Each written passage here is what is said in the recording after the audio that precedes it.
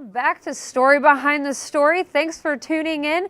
If you are not here at the Student Union, get here because it's Student Media Day.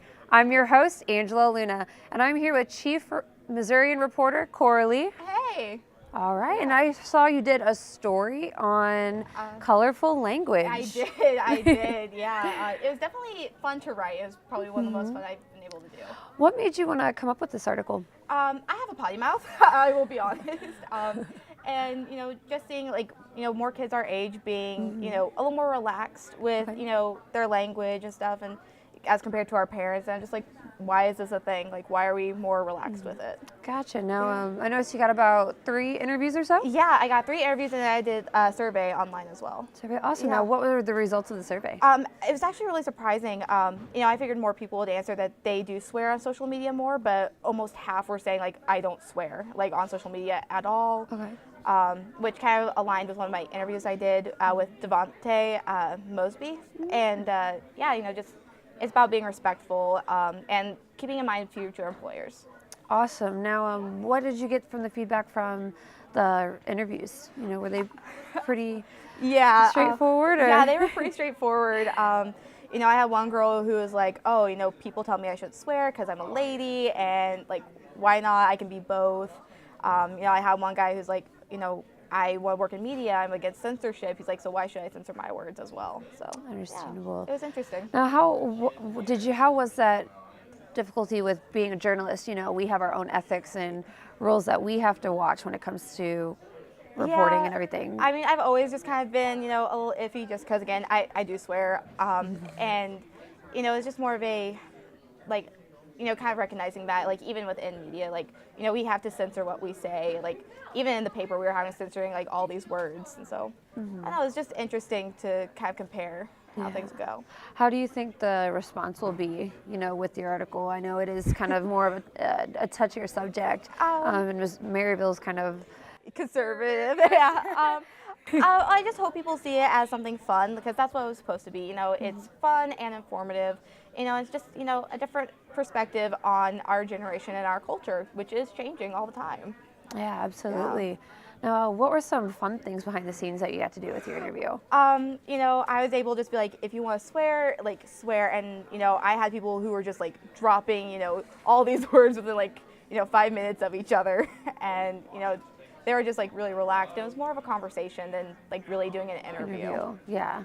Now, do you like more hard news stories when it comes to that, or do you like more stories like, for instance, what you did? I really like doing soft stories. I think they're just so much fun. I feel like I really get to know the people I interview a little bit more, and it's not just so, straight to the point. It's, tell me a little bit more about, like, your life and how this has affected it. Gotcha. Now, I noticed within journalism, too, we have to watch, of course, our censorship and stuff.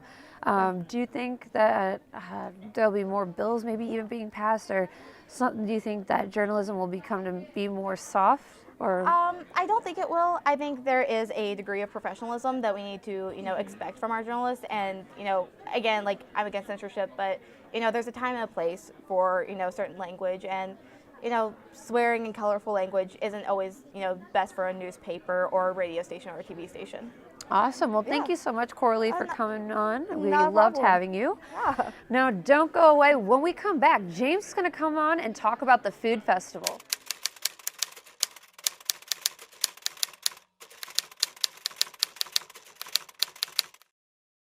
Welcome back to Story Behind the Story. Thanks for staying with us. James is here, and we're going to talk about the food festival. I'm excited about this. Who doesn't love talking about food? I mean, what better way to travel the world than with your stomach? And you don't have to pay the money to travel, because traveling is not cheap. Very true, and it's just here on campus, right? Yes, it was an event that was done last week on Wednesday up in the ballroom by the International Student Organization, which is a brand new campus organization that is primarily made up of those that are international students. So we have a good representation of, like, all the different international students that we have here on our campus. Awesome. Now, when it came to interviews, did you interview more students, or did you by chance interview maybe more like coordinators? Or Kind of. I interviewed 2 students, but one of the students I talked to, Asma Hassan, is the media relations chair for the International Students Organization. So I got a good chance to talk with her, and I also talked with Shyla Kalhoff, a student here that attended that event. and they both said that they had such an amazing time, and like they said the food was good, and was like, kind of wish I could have been there for the food. I feel like, don't we all? Did True. they say what kind of food they had? Was it all different kinds? They had a whole bunch of different foods. Like they had, if I'm going to say this correctly, and I apologize if I butcher this, they had paneer tikka masala from India. They had samosas from Africa. They had Chinese egg rolls and spring rolls, which is like, oh, those are like my favorite. They had food from like the Mediterranean, the Caribbean, Nepal, India, China, a whole bunch of different countries.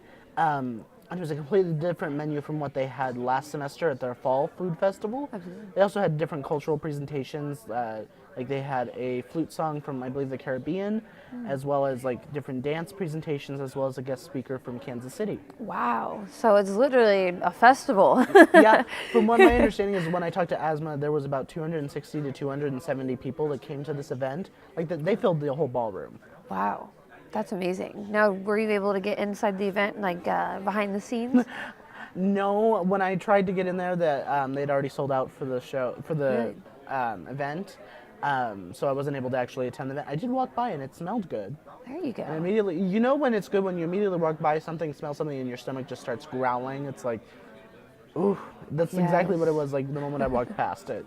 And you know, of course, a lot of our viewers don't know, as journalists, we have to put on our to do our jobs, and of course with our ethics, where we have to watch, we can't accept gifts or, for instance, like a food festival, unless it's like truly offered, or you sometimes have to turn that down. Do you think that's something that would be really hard for you, especially with all that amazing food there? As someone who's actually gotten to travel overseas, I got to go to Japan a few years ago and try all the food there. It's like awesome.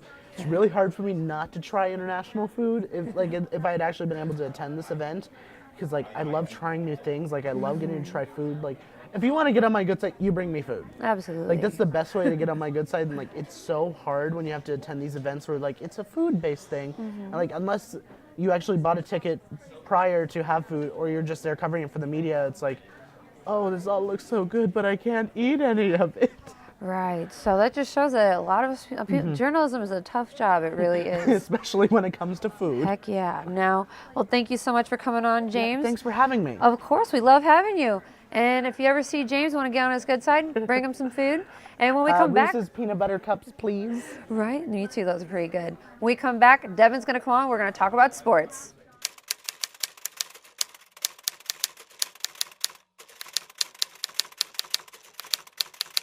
And welcome back into Story Behind the Story here on Student Media Day at the Student Union on KZLX and KNWT Channel 8. I am Devin Albertson, the sports director at KZLX, and I'm joined by James Howie, a sports reporter for the Missourian. And James, your story this week is about Jessica Rowie. She's a catcher for the softball team here. She's a 4-year starter now. Kind of talk about when she first came to Northwest, her recruiting trip, and then her first year as a starter here into the collegiate level. Well, most of her family had already been here, come to here, university, and when she got here, she was kind of, maybe iffy, like maybe I want to do something else, but when she got here, she was just overwhelmed by the welcoming atmosphere, I'd say, and just friendly faces, and she said it really made her feel like family, which a lot of people say when they come here. It's a cliche, but it's a cliche because it's true here at Northwest, the family atmosphere. And that her freshman year, she started as a catcher and played almost every game, it sounds like. So kind of talk about what she said about her freshman year and playing a lot at the collegiate level right out of high school. She said it was pretty daunting, catching juniors and seniors that had been there before, but she said she settled down and eventually really got into it. She threw 15 base runners out her freshman year, which I believe led the conference that year. Really impressive. It's very impressive. And then last year, she missed a few games due to a wrist injury. Kind of talk about what she said about dealing with that adversity after a couple years of college ball, kind of getting into a rhythm, and that kind of a curveball gets thrown at her with that wrist injury. What did she have to dealing with that last year? Yeah, it was really tough. She said she had to miss 19 games catching-wise. It was really tough for her, but she's still DH'd. So there's really never been a game she hasn't played in. She just hasn't always caught, but she's a really durable player. She's even dealing now with a sprained MCL, but she didn't even tell me that. Someone else did. So she's really tough. She's someone you'd want there in the catcher position. Yeah, strained MCL, the catcher, and fighting through it just shows her toughness, kind of everything she's dealt with there. Now as a 4-year starter. kind of the leader on this team. What'd you tell about working with the pitchers, and what's her kind of job on the team as the catcher, helping this team get to its peak potential? She really feels like a lot falls on her. Like, if she's up, the team's going to be up, and she has to, keep the atmosphere up. She said she kind of idolizes Salvador Perez a little bit, kind of that she tries to strive to have the energy and keep the atmosphere up and just. That's a pretty good role model. Does she do the salvia splash after the game too, or is that just kind of a? I don't think so, but that'd be pretty interesting. That'd be pretty funny. And of course, you said earlier, it's a big family atmosphere with Jessica. Her brother Robert, he can come to Northwest next year and be on the football team. So, kind of talk about what she said about her younger brother Robert coming to Northwest next year, be part of the football program here at Northwest. She said she always tried to get him to come here, and anytime he'd take another recruiting trip, she'd kind of say, "Hey, what about Northwest?" And she's really excited because she'll be GAing here. I forget what exactly in, but okay. She'll be here at the college for like 2 more years, and she'll be able to watch him. So she's really excited about that, and you can tell when I asked her, she had a big smile on her face about her brother coming here. So Coach Wright needs to give her a little thank you for helping bring Robert to Northwest as a football player. Maybe a little extra recruiting there for the softball program, helping out the football team there. So of course they have. Starting to go through their season this year, they're having a pretty good start to the year. Kind of talk about her season she's having this year. You said earlier dealing with the MCL injury. How they're doing this season so far. They are 4th in the conference right now, 10-4. They have a 2 series with Pitt State today, or what is today, and Most Southern.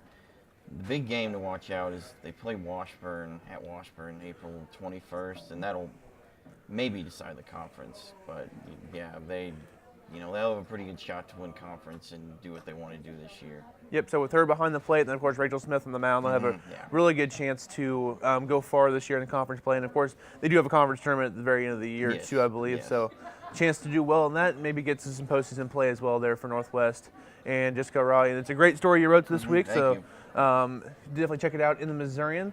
So that's all we have this week for Story Behind the Story. I am Devin Albertson. We'll make sure you come back next week and listen here on KZLX and KNWT Channel 8.